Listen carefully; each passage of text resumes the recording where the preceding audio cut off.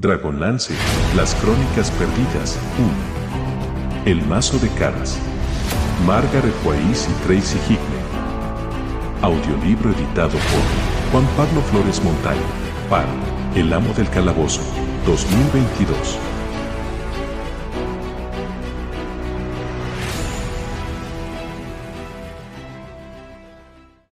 (26) La antigua calzada enana. Huellas en la nieve. Los refugiados avanzaban trabajosamente a través de la nieve, que para Ribewind era una bendición de los dioses. Era una nevada copiosa, de grandes copos que descendían con suavidad del cielo gris. No soplaba el viento y todo estaba en calma. Reinaba un profundo silencio, ya que la nieve amortiguaba cualquier sonido.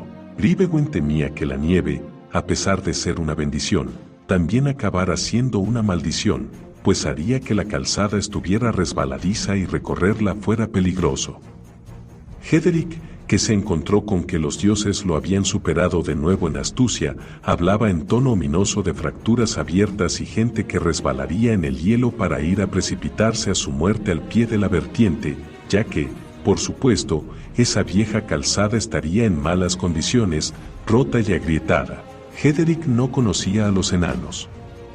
Cuando los enanos construían una calzada, la construían para que durase.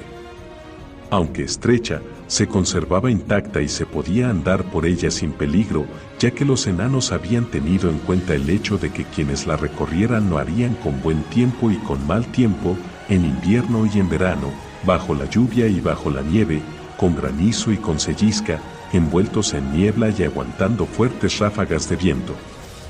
Habían cincelado surcos en la piedra allí donde la calzada era más empinada para prevenir resbalones y habían construido muros para que la gente no se despeñara por el borde del precipicio.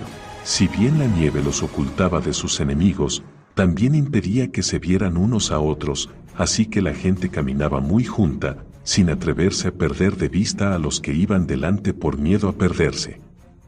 Algunas veces, cuando la nevada era tan copiosa que no se veía nada excepto los esponjosos copos, tenían que detenerse y esperar hasta que los torbellinos pasaban y podían reanudar la marcha. Con todo, llevaban un buen paso y Ribewind albergaba esperanzas de que todos hubieran dejado atrás la vertiente a la caída de la noche. De momento no los habían atacado, y el hombre de las llanuras no podía evitar preguntarse por qué. Temía que su enemigo los estuviera esperando en el bosque, pero sus exploradores no habían visto hasta el momento ni rastro de draconianos, cuyas huellas habrían sido fáciles de detectar en la nieve.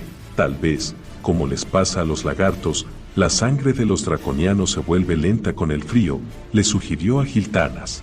Los dos caminaban cerca de la cabeza de la fila. La pinada se encontraba directamente enfrente de ellos. A través de las ráfagas de nieve alcanzaban a ver los árboles, de un verde tan oscuro que casi parecía azul. Algunos refugiados ya habían llegado al bosque y se disponían a acampar. El plan de Ribewind era que se quedaran allí, al abrigo de los árboles, mientras él se aventuraba montaña arriba para investigar el orificio y comprobar si era la puerta al reino enano. O quizás es que nuestros enemigos esperan a que caiga la noche, apuntó Giltanas. ¡Qué gran consuelo eres!, dijo con sorna Ribewind. «¿Eres tú el que insiste en mirar el diente al caballo regalado por los dioses?», replicó el elfo. «Está resultando demasiado fácil», masculló Ribewind. En ese momento, Giltanas resbaló en una mezcla de nieve medio derretida y hielo y habría sufrido una mala caída de no haberlo sujetado Ribewind. «Pues si esto es fácil, detestaría tener que afrontar lo que para ti sería difícil, hombre de las llanuras», rezongó Giltanas. «Tengo la ropa empapada y los pies tan helados que ya no lo siento. Casi daría la bienvenida a un dragón por su fuego». Ribewind tiritó de golpe y no debido al frío sino a un terror sin nombre. Parpadeando para quitarse los copos de las pestañas, se giró para mirar vertiente arriba. Cuando un remolino apartó la nieve unos instantes alcanzó a ver a la gente que, en una extensa fila a lo largo del camino, avanzaba con lentitud y esfuerzo. «Dejará de nevar pronto», predijo Giltanas. Ribewind estaba de acuerdo. Percibía el cambio que se aproximaba. El viento empezaba a soplar con más fuerza y arremolinaba la nieve. La temperatura era un poco más alta. Dejaría de nevar y los dragones podrían volar de nuevo. Para cuando Hiltán y él llegaron a los pinos, algunos de los refugiados habían preparado una gran hoguera en un claro. A Ribewind le pareció bien la zona elegida por sus exploradores para acampar. Las ramas de los pinos se entretejían en una tupida trama y formaban un dosel que hasta para los ojos de los dragones sería difícil de penetrar. Las mujeres colgaban mantas y ropas húmedas en las ramas cercanas al fuego para que se secaran y algunas, encabezadas por Taike, pensaban en lo que prepararían para cenar. Hiltán se olvidó de sus protestas sobre el frío y habló de formar una partida de caza. Se marchó a buscar unos hombres que quisieran acompañarlo. Taike se había recuperado de las heridas, pero Ribewind seguía preocupado por ella. La joven se encontraba entre el grupo de mujeres que hablaba de estofados, sopas y venado asado.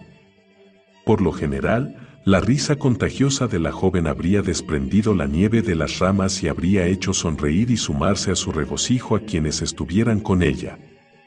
No es que no hablara, porque daba su opinión, pero se la veía desanimada y apagada. Goldmon se acercó para ponerse al lado de su marido. Enlazó las manos en el fuerte brazo de él y recostó la cabeza en su hombro. También ella observaba a Taike. No parece la misma. Tal vez no está curada del todo. Deberíamos hablar con Misakal de ella, dijo Ribewind, pero su esposa sacudió la cabeza. Los dioses sanan heridas sufridas en la carne y en los huesos, pero no pueden curarlas del alma. Está enamorada de Caramon y él la ama o, más bien, la amaría si tuviera libertad para hacerlo. Es libre, dijo Ribewind, sombrío. Lo único que tiene que hacer es decirle a su hermano que lo deje vivir su vida, para variar. Caramon no puede hacer eso. Podría, si quisiera. Raistlin es poderoso en la magia, más de lo que hace ver. Es despierto e inteligente. Puede arreglársela solo, no necesita a su hermano. No lo entiendes. Caramon sabe todo eso. Su mayor temor es que llegue el día en el que su hermano no lo necesite, musitó Goldmon. Ribewind resopló. Su esposa tenía razón, no lo entendía. Se volvió hacia Garra de Águila, que había esperado pacientemente cerca de ellos. Hemos encontrado algo que deberías ver, dijo el explorador en voz baja. Solo tú, añadió a la par que miraba de soslayo a Goldmon. Ribewind fue con él. La nieve había caído con menos intensidad en esa zona y apenas cubría el suelo con una ligera capa blanca. Tras internarse unos 3 kilómetros en el bosque, llegaron a las ruinas del pueblo y los cadáveres calcinados de los enanos galis. Pobres infelices, dijo Ribewind, fruncido el entrecejo en un gesto de cólera. Intentaron huir, no tenían intención de luchar, comentó Garra de Águila. No, unos galis nunca lo harían, convino Ribewind. Los abatieron mientras huían de sus atacantes. Mira esto. Flechas en la espalda, cuerpos decapitados, niños despedazados. Y allí, señaló huellas con garras, marcadas en el barro helado. ¿Fueron draconianos los que hicieron esto? ¿Algún rastro reciente de esas bestias? No. El ataque tuvo lugar hace días, repuso Garra de Águila. Las cenizas están frías y los atacantes se marcharon hace mucho tiempo. Pero ven a ver algo más que hemos encontrado. Aquí, señaló unas huellas. Y aquí. Y aquí y aquí. Y esto. Apuntó hacia una cuchara doblada de latón que se había colocado con delicadeza sobre el cadáver de un niño gali, así como una ramita de pino y una pluma blanca. Un presente a los muertos, musitó. Estas huellas pertenecen a un kender. Ribewind miró alternativamente la cuchara y el pequeño cuerpo y luego sacudió la cabeza. Conozco esa cuchara.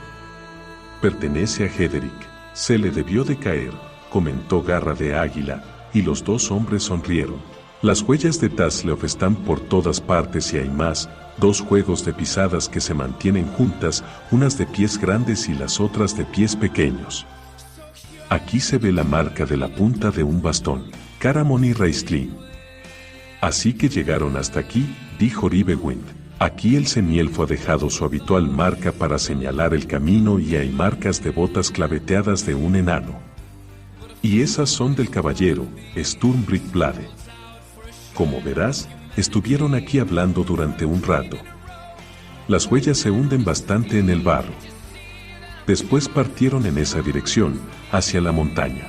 Nuestros amigos están vivos y juntos, a no ser, vaciló Ribewind y su expresión se ensombreció, que estuvieran aquí cuando los draconianos atacaron. Creo que no, que vinieron después.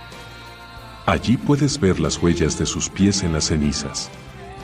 Fuera por la razón que fuera, los draconianos no llevaron a cabo esta matanza a causa de nuestros amigos. Supongo que lo harían por el mero placer de matar. Es posible, dijo Ribewind, aunque sin convicción. No quería decir en voz alta sus pensamientos porque, aunque no lo sabía, llevaban el mismo curso que las especulaciones de Raistlin, que los enanos Galis habían muerto por una razón. No contéis nada de lo que habéis visto aquí, no hay por qué preocupar a los demás. Como tú mismo has dicho, quien hizo esto hace mucho tiempo que se marchó.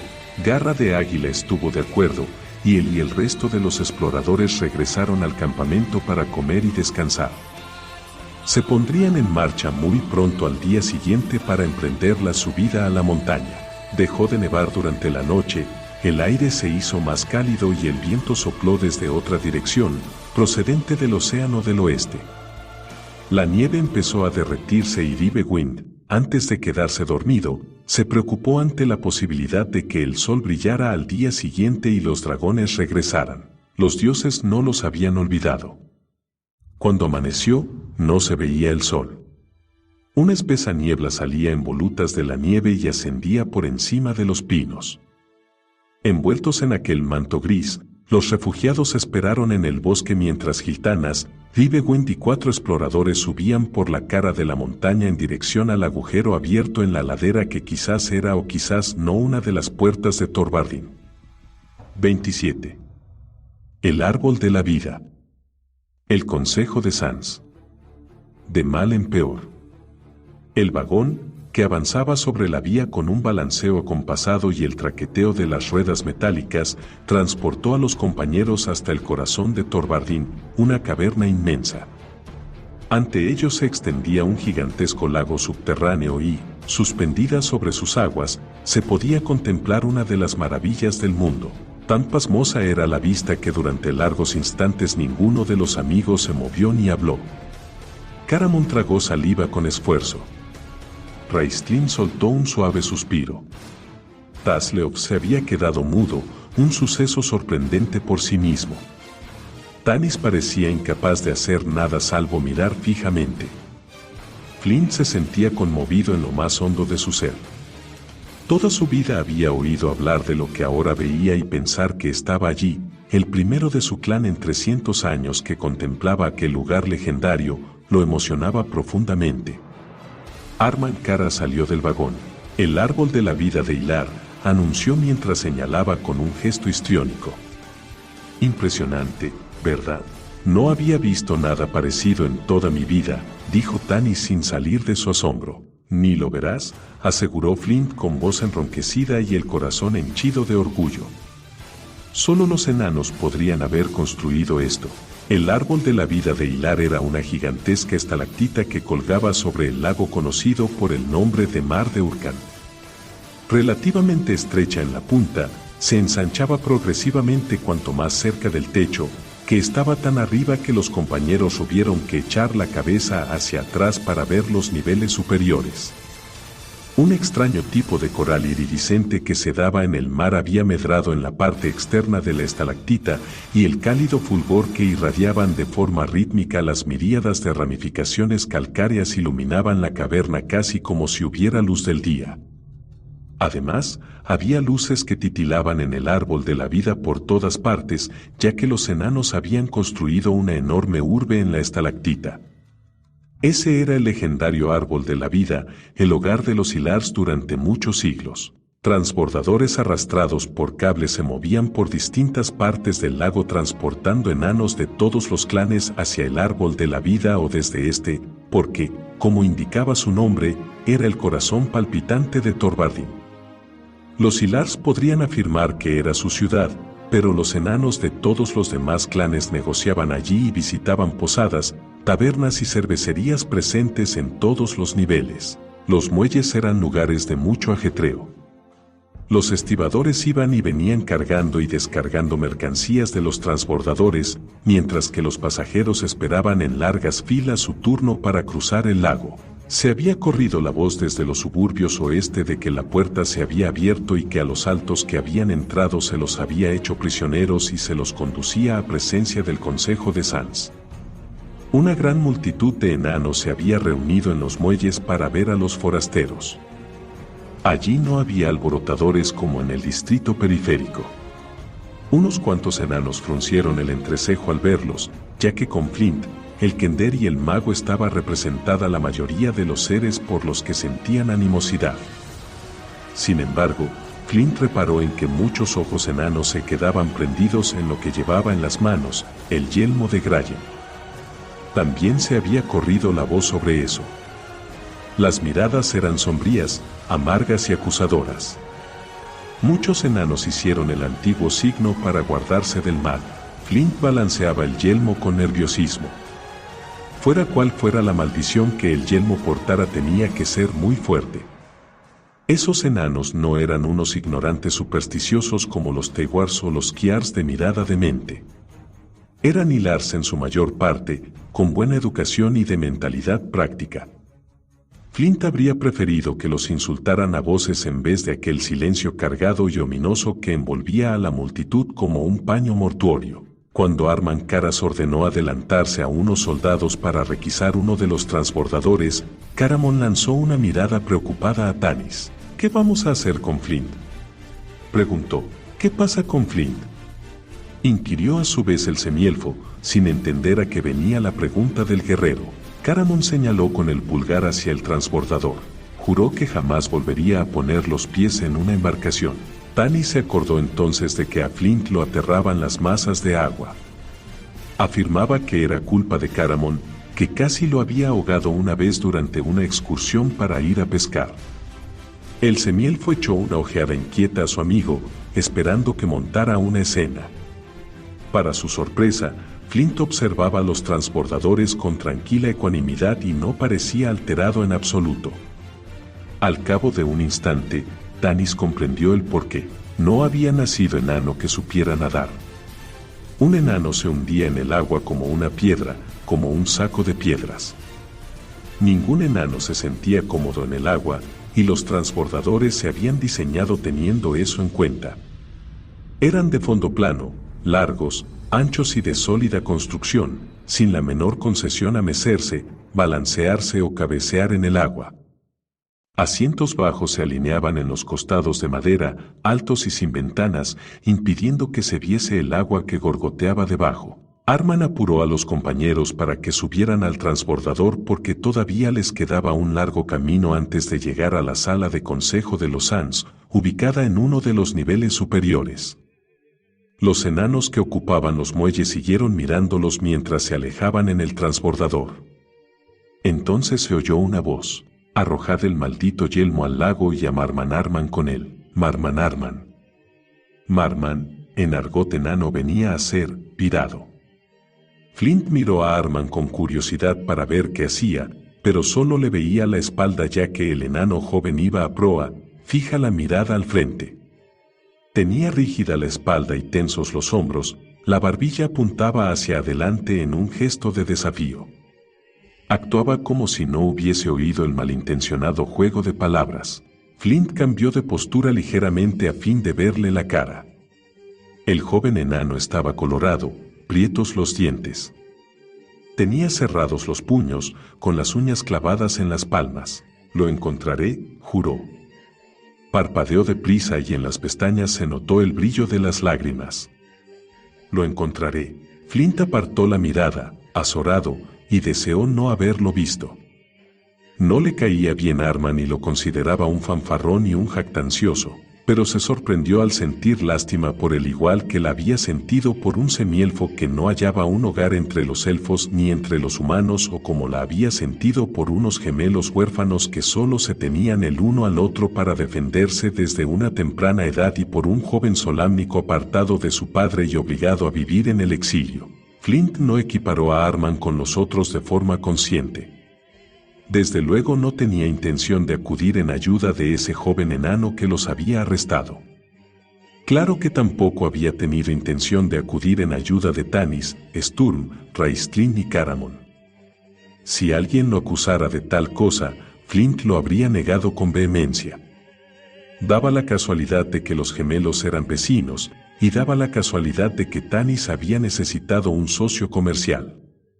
Eso era todo. Aún así, en ese momento, Flint le tenía muchísima lástima a Arman Caras. Si el viejo enano hubiera podido descubrir quién había lanzado el insulto, le habría dado de puñetazos. El transbordador atracó en un muelle del árbol de la vida. Allí la multitud reunida era aún más numerosa, una mezcla de todos los clanes. Los soldados habían acordonado una zona y contenían a los mirones papanatas. Los compañeros fueron recibidos con los mismos gestos ceñudos, las mismas miradas sombrías, el mismo silencio ominoso que solo rompía la alegre voz del Kender, que intentaba presentarse y dar la mano constantemente, aunque sus intentos eran fallidos porque Caramon, con cara de pocos amigos, le tiraba del cuello de la camisa y lo obligaba a volver a su lado. Entonces, desde alguna parte en el centro de la multitud empezó a sonar un sordo retumbo que semejaba el gruñido de una bestia gigantesca con muchas gargantas. El gruñido se hizo cada vez más fuerte y más amenazador y, de repente, la muchedumbre se echó hacia adelante y empujó a los soldados, que la mantuvieron a raya entrelazando los brazos y plantando firmes los pies en el suelo de piedra. «Más vale que los saques de aquí, Alteza», gritó un capitán a Arman en lenguaje enano. Algunos son estibadores Kiars y ya se sabe que los Kiars están más locos que un murciélago con la rabia. No podré contenerlos mucho más tiempo. Arman señaló hacia un conducto elevador en el que los enanos subían y bajaban por los niveles del árbol de la vida. Los compañeros corrieron hacia allí con los soldados hilar cerrando filas tras ellos y amagando con la punta del mango de las lanzas a los que se acercaban demasiado. Entraron precipitadamente en las grandes plataformas que semejaban cajas metálicas, las cuales, para alivio de Caramon, demostraron ser mucho más estables que las marmitas del sistema elevador con el que habían topado en Sakzarot. Apiñados en la caja junto con Arman Caras, los compañeros observaron a la chasqueada multitud. La plataforma dio una sacudida y empezó a ascender haciendo mucho ruido y zarandeando a todos sus ocupantes. Subieron entre traqueteos y chirridos sumidos en un tenso silencio. El mundo extraño en el que se encontraban, la opresiva oscuridad, los peligros a los que ya habían tenido que enfrentarse y el hostil recibimiento empezaban a hacer mella en todos ellos. «Ojalá no hubieses encontrado jamás este yelmo», dijo Flint de repente, con una mirada fulminante a Raistlin. «Siempre metiendo la nariz donde no debes». «No me culpes a mí», replicó Raistlin. «Si el necio caballero hubiese hecho caso de mi advertencia y no hubiese metido la nariz en el yelmo, no estaríamos ahora aquí, en Torvardin», arguyó Sturm con voz gélida. «No, estaríamos en otra parte», repuso a su vez Flint con mordacidad. «En algún sitio donde la gente no quisiera degollarnos». «Deja en paz a Raistlin, ¿quieres, Flint?», intervino Caramon, encrespado. «No hizo nada malo. No necesito que me defiendas, Caramon», dijo Raistlin, que añadió con aspereza, «por mí, os podéis ir todos al abismo». «Pues yo siempre he querido ir al abismo», parloteó Tasleov. «¿A ti no te gustaría ir, Raistlin?». «Tiene que ser horrible». «Maravillosamente horrible», quería decir. «Cierra el pico, cabeza de chorlito», gritó Flint. «Eso es un buen consejo para todos nosotros», comentó Tanis en voz baja. Estaba apoyado contra el costado de la plataforma elevadora, cruzado de brazos y con la cabeza inclinada.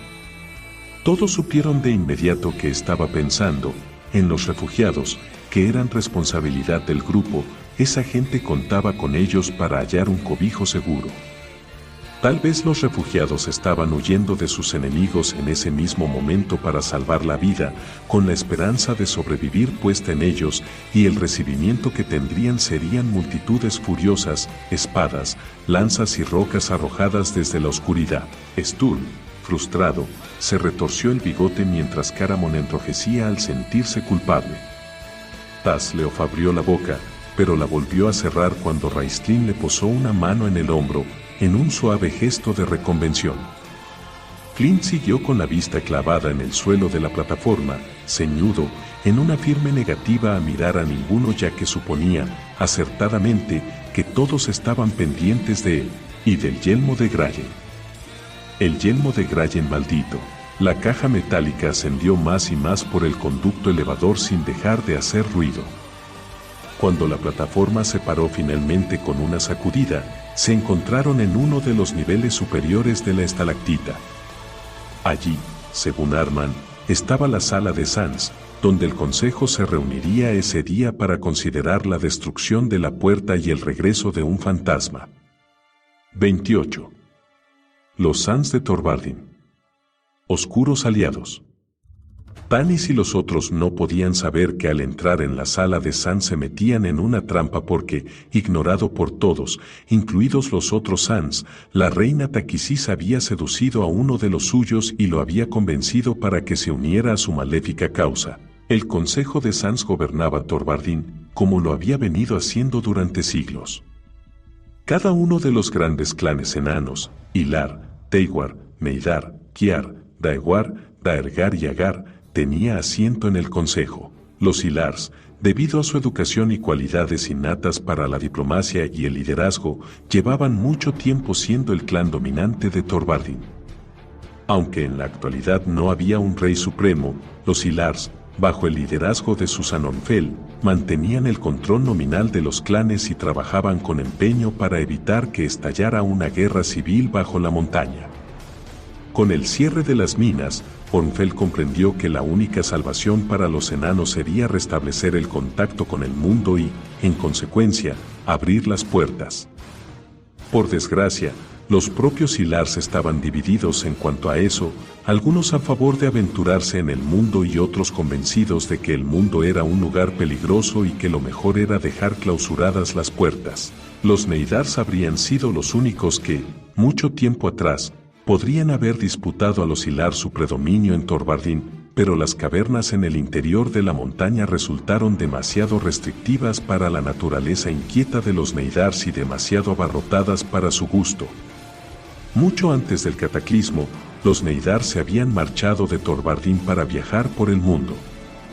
En la superficie trabajaron como artesanos y cultivaron la tierra, recogiendo cosechas y cuidando animales que no podían vivir en la perpetua oscuridad del interior de la montaña. Los Neidars y el resto de los clanes habían seguido llevándose bien hasta que el cataclismo azotó el mundo y lo cambió para siempre. Cuando el hambre y la peste empezaron a ser una amenaza para el reino de la montaña, el rey supremo, Duncan, creyó que los Neidar sobrevivirían por sí mismos y tomó la desesperada decisión de clausurar las puertas. Los Neidar se enfurecieron. También ellos se enfrentaban a la hambruna y las enfermedades y, lo que era peor, sufrían los ataques de goblins, ogros y humanos desesperados. Rompieron las relaciones con los enanos bajo la montaña y les declararon la guerra con resultados desastrosos. Los Neidar seguían teniendo su asiento en el consejo a pesar de que no se había ocupado durante siglos. Los Kiars eran gentes besánicas y algunos cuchicheaban que Reorx les había echado una maldición cuando pilló a un Kiar haciéndole trampas en una partida de dados. Una vena de locura quejaba al clan. En cada familia Kiar al menos uno de sus miembros estaba total o parcialmente loco. Por ello, los Kiars tendían a ser reservados, cosa que no les venía mal porque eran muy diestros en el manejo de los gusanos urkans que excavaban los túneles, en la explotación de granjas y en el pastoreo de animales. Los Ilar se consideraban protectores de los Kiars y estos, a cambio, se habían comprometido a respaldar a los Ilars en todo lo que hacían. Si a los Kiars los había maldecido Reorx, los Daewars eran sus predilectos. O eso era lo que afirmaban ellos. Con tendencia al fanatismo en cualquier actividad o profesión que escogieran, los Daewar se veían como los elegidos del dios, y muchos del clan se habían hecho clérigos dedicados a Reorx. Habían construido templos magníficos con lujosos enseres, y los altos honorarios marcados por los servicios de los sacerdotes Daewars habían sufragado la construcción de templos aún más grandiosos. Cuando los dioses abandonaron el mundo, los Daewar se sintieron destrozados y consternados. Algunos de los suyos, clérigos verdaderos, desaparecieron por entonces. Los que se quedaron perdieron sus poderes para sanar las enfermedades que asolaban el reino o para echar conjuros de nutrición a las cosechas. Los otros enanos empezaron a echar la culpa de su infortunio a los Daewars y atacaron sus templos. Temerosos de que sus maravillosos templos fueran destruidos, los Daewars aseguraron que Reorx y los otros dioses aún seguían por el mundo, solo que rehuían a la gente. Los sacerdotes Daewars continuaron con su rutina diaria y mantuvieron encendido el fuego en los templos de Reorx. Le pidieron que escuchara sus plegarias y, en algunas ocasiones, creaban sus propios milagros en un intento de demostrar que había respondido a las súplicas. Los fieros soldados Daewars, tan fanáticos en la batalla como lo eran sus clérigos en sus creencias, se encargaron de que otros clanes no entraran en su territorio. A medida que pasaba el tiempo, todos salvo los más fanáticos dejaron de creer en los dioses. Algunos recurrieron a cultos que veneraban todo, desde una sagrada rata albina hasta una formación rocosa fuera de lo normal. Muchos Daewar se dedicaban a la vida militar y su clan tenía la fuerza combativa más disciplinada, aguerrida y mejor entrenada bajo la montaña. Aunque excelentes guerreros, los Daewars no destacaban por su inteligencia o creatividad. Como rezaba el dicho, la barba les crecía en el cerebro. Los Daergars era una rama del clan Daewar y sus semejantes aún los consideraban enanos oscuros. A los Daergar se los acusó de haber conspirado contra los Silars durante la guerra de Dwarfgate y fueron desterrados por el rey Duncan a las zonas más profundas de la montaña. Eso no fue una penalidad para los Daergars, ya que llevaban mucho tiempo trabajando como mineros y eran habilidosos en descubrir y extraer los valiosos filones, ya fueran de hierro, de oro o de plata. La pérdida de los ingresos de la minería asestó un duro golpe a la economía de los trabajadores, y los Daergar se habían hundido en la miseria y la degradación. Matones y pandillas se adueñaron de las calles del territorio del clan a medida que los enanos empobrecidos se buscaban la vida por cualquier medio, casi siempre deshonesto. Los Daergars culpaban de sus problemas a los Silars y creían que el cierre de las minas era un complot para destruirlos. El Sanilar, Ornfell, temía que los Daergars y los Daewars planearan unirse con la intención de derrocar al Consejo y hacerse con el control de Thorvaldin. Ornfell hacía todo lo posible para ser conciliador con los dos, pero en lugar de conseguir su propósito el resultado había sido que ahora lo consideraran débil. Resultó que Ornfell había actuado demasiado tarde. Daewars y Daergars no planeaban aliarse, sino que ya lo habían hecho y además tenían nuevos y poderosos aliados que los ayudaban en su causa. Los Agars, conocidos como enanos Galis, también tenían un asiento en el Consejo, para la perplejidad general del resto de Kryn. Denigrados por todas las razas, ignorantes hasta la saciedad y notoriamente cobardes, los Galis no eran verdaderos enanos, al menos eso era lo que los enanos aseguraban siempre. Se decía que los Galis tenían algo de sangre noma, cosa que, por supuesto, los gnomos negaban. En cuanto a las razones de que los Agars hubieran recibido un asiento en el Consejo, era algo que databa de los primeros tiempos, cuando Thorvaldin aún se estaba construyendo. En aquel entonces, el clan de los Daewars era el que dirigía a los enanos de la montaña. Sin embargo, al ver que los Silars ganaban poder, los Daewars quisieron asegurarse la mayoría en el Consejo. Como habían aterrorizado e intimidado a los Galis durante mucho tiempo, los Daewars creían que seguirían coaccionándolos y los forzarían a apoyar cualquier medida que propusieran ellos. Los Daewars insistieron en que se diese un asiento a los Agars y privilegios de derecho a voto en el Consejo. Los Silars vieron la argucia de los Daewars e intentaron impedirlo, pero los Teiwars argumentaron astutamente que, si a los Agar se los excluía del consejo, otros clanes los seguirían después. Eso encolerizó a los impulsivos Daergars y asustó a los inseguros Kiars.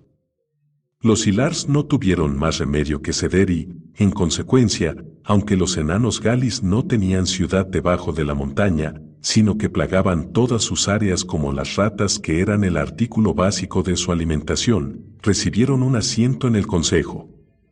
Por desgracia para los Teiwars, los Galis acabaron respaldando la causa de los Ilars la mayoría de las veces porque a los Ilars les daban lástima y eran buenos con ellos, al menos, según pautas de los Galis. Un octavo asiento estaba destinado al reino de los muertos.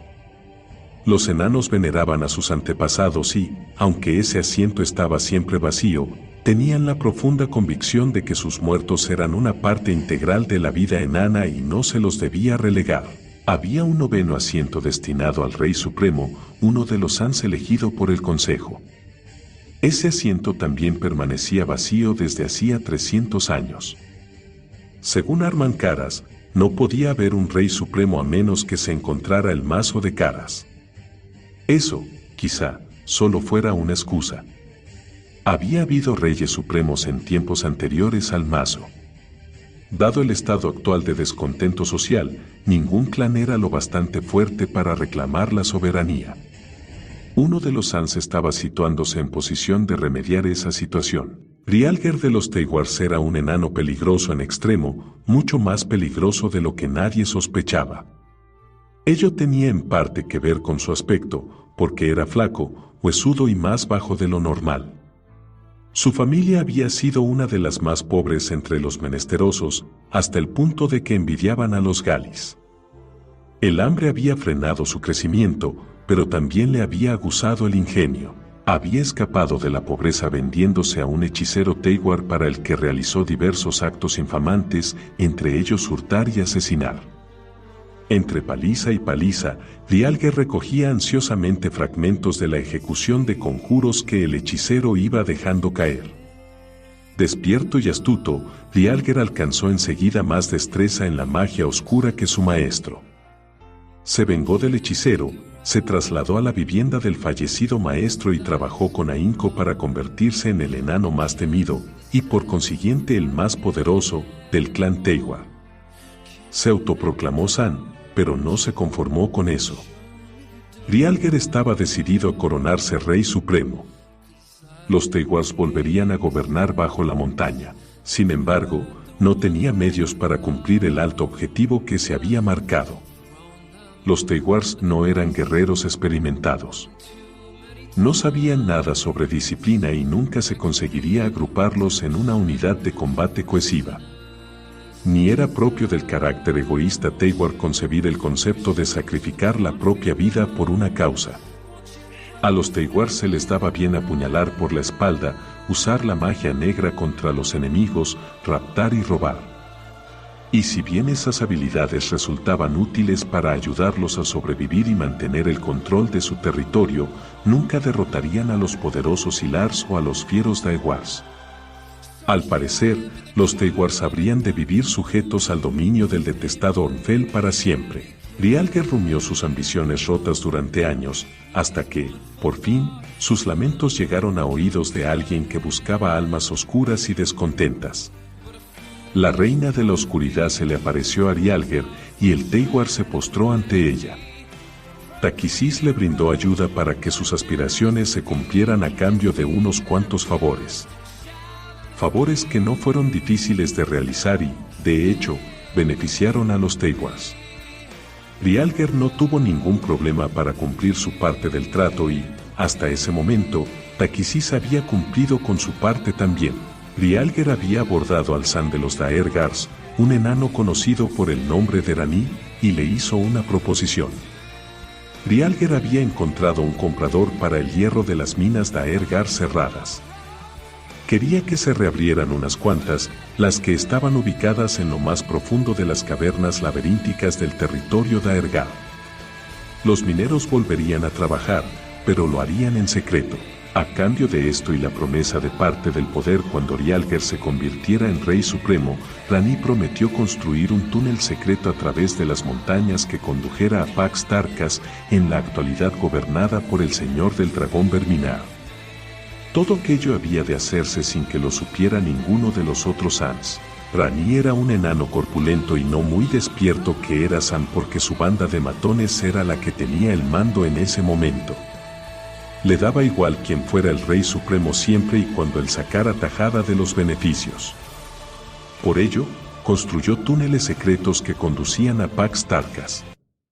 A espaldas de Ornfell, Rialger y Rani fueron los primeros en reabrir las puertas de Thorvardin, y la primera persona que entró en el reino fue el señor del dragón Verminar. El trato se cerró.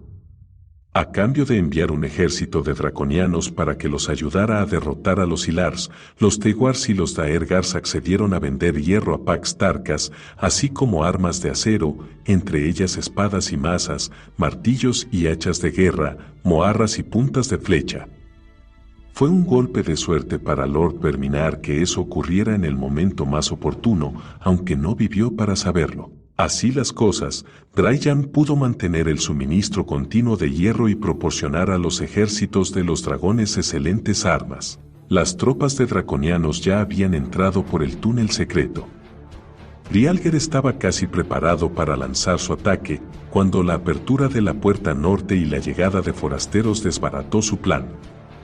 Había intentado matar a los altos él mismo con la esperanza de librarse de ellos antes de que otros conocieran su presencia en Thorvardin. Los ingenieros draconianos habían reparado y reconstruido los pozos de la muerte del eco del yunque. Se suponía que su trabajo era un secreto, ya que el comandante draconiano se proponía utilizar las buhederas en caso de una invasión del ejército Ilar. Rialger no tenía tiempo para secretos, así que envió a sus Tewars allí arriba con órdenes de tirar grandes piedras por los pozos de la muerte hasta el puente. Resultó que hacerlo no era una tarea tan sencilla como Rialger había supuesto. Los Tewars no eran físicamente fuertes y les costó trabajo situar las piedras en posición. No veían a sus blancos, la luz mágica del bastón del mago los había cegado cada vez que se asomaron por el borde de las buhederas, de modo que más que apuntar para hacer blanco las habían dejado caer al azar. Los altos habían escapado y Rialger se encontró metido en problemas con el comandante de los draconianos, un detestable lagarto llamado Grag, que lo abroncó por haber desvelado una de sus mejores ventajas estratégicas. «Puede que tu acción nos cueste una guerra», lo había increpado Grag fríamente. «¿Por qué no nos mandaste llamar a mis soldados y a mí? Nos habríamos ocupado rápidamente de esa escoria. De hecho, se te habría recompensado». Esos criminales fueron los instigadores de la revuelta de los esclavos humanos y se ha puesto precio a sus cabezas. Ahora, por tu chapucería, están en pleno corazón de Thorvardin, fuera de nuestro alcance. ¿Quién sabe qué perjuicios pueden ocasionarnos? Rialger se maldijo por no haber llamado a los draconianos para que lo ayudaran con los altos. Tendría que haber imaginado que existía recompensa por ellos, pero lo ignoraba hasta que Grag lo dijo. «Esos esclavos huidos vienen hacia Thorvardin», continuó el comandante draconiano, que estaba que echaba chispas. «Tienen intención de entrar para pedir asilo. Tenéis 800 humanos ahí fuera, prácticamente en la puerta. No serán 800 guerreros, ¿verdad?», preguntó Rialger, alarmado. «No. Alrededor de la mitad son niños y viejos, pero los hombres y algunas de las mujeres son combatientes aguerridos y tienen 1 o 2 dioses de su parte. Dioses débiles, por supuesto, pero han resultado ser un engorro para nosotros en el pasado. Confío en que no estés diciendo que les tienes miedo a unos pocos centenares de esclavos humanos y a sus insignificantes dioses», dijo Rialger con una mueca burlona. «Puedo ocuparme de ellos», replicó Grag, severo, «pero eso significará dividir las fuerzas, combatir una batalla en 2 frentes con la posibilidad de encontrarnos flanqueados en ambos». «Aún no han entrado en la montaña», manifestó Rialger. «Necesitarán el permiso del consejo para hacerlo y eso es algo que no se concederá así como así. He oído comentar que han traído consigo un artefacto maldito, conocido como el yelmo de Grayen. Ni siquiera Ornfel es tan blando ni tan estúpido como para permitir que 800 humanos entren tranquilamente en Torvardin. Y menos si están malditos. No te preocupes, Grag. Estaré en la reunión del consejo y haré lo que sea menester para asegurarme de que nuestros planes sigan adelante. Rialger había enviado a sus informadores para que corrieran la voz de que los forasteros traían con ellos el yelmo maldito de un príncipe muerto. Todo el mundo conocía la tétrica historia, aunque hablar de ello públicamente había sido prohibido por los Ilars durante 300 años. Habiendo hecho todo lo posible para poner a la gente en contra de los forasteros, Rialger se dirigió a la reunión del consejo. El hechicero Teiwar no vestía túnica. Rialger era un renegado, como lo eran casi todos los hechiceros enanos. No sabía nada de las órdenes de la alta hechicería. Ni siquiera sabía que su magia le llegaba como un don de un dios de la oscuridad, Nuitari, al que le caían bien esos sabios enanos.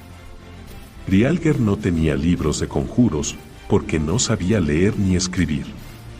Ejecutaba los hechizos que su maestro había realizado en su presencia y que a su vez había aprendido de su maestro antes y así sucesivamente, remontándose en el tiempo. Rialger llevó puesta armadura a la reunión del consejo, una pieza de excelente manufactura ya que los Teiwars tenían habilidad para trabajar el metal. El yelmo era de cuero e iba equipado con cristal ahumado en las ranuras de la visera a fin de protegerle los ojos sensibles a la luz. La máscara tenía la ventaja adicional de impedir que los demás le vieran la cara, que recordaba la de una comadreja porque tenía la nariz larga y fina, los ojos muy pequeños y la barbilla retraída, cubierta por una barba rala. El San Teiwar ni siquiera había entrado en la sala de los Sans, cuando Rani le salió al paso. ¿Qué sabes de esos saltos?, demandó. Baja la voz, susurró Rialger, que apartó a Rani a un lado. He oído que esos saltos entraron por la puerta norte y pasaron a través de tu territorio. Han traído el yelmo maldito. Y entre ellos hay un hechicero y un Neidar. ¿Por qué les permitiste entrar? ¿Por qué has dejado que lleguen tan lejos? ¿Qué supone esto para nuestros planes? Si te callas un momento, podré decírtelo, increpó Rialger. Yo no los dejé entrar. Destruyeron la puerta, lo que ya los señala como delincuentes. En cuanto al yelmo, puede que sea una maldición para los Ilás y una bendición para nosotros. Mantén la boca cerrada y haz lo que yo te indique. A Rani no le gustaba aquello, porque no confiaba lo más mínimo en el Teiwar.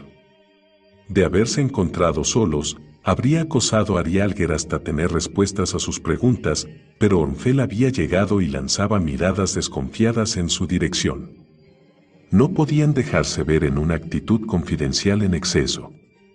Mascullando entre dientes, Rani entró en la sala con sonoras zancadas y fue a ocupar su asiento en el trono de los Daergars. Rialger hizo lo mismo en el de los Teiwars. Iba a dar comienzo la sesión del Consejo de Sans.